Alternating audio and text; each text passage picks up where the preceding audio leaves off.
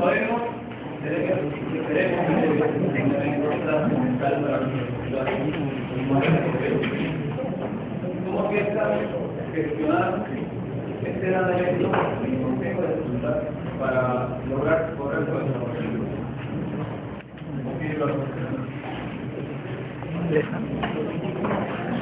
Una vez Compañeros, siendo conscientes que este congreso se realizará este año en la facultad, somos conscientes que como representantes estudiantiles no somos los únicos encargados de apoyar este evento.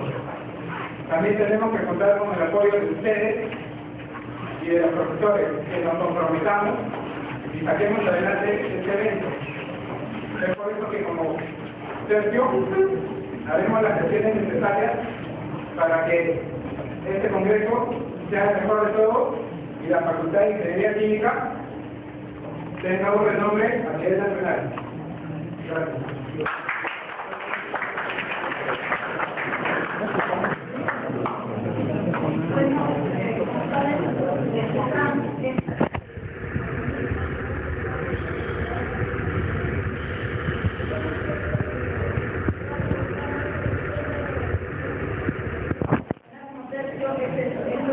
Muchas más secretarías para las organizaciones de COPECH y gestionar por medio de la facultad que en esta semana de COPECH no se dicen clases para que ustedes puedan colaborar y participar plenamente en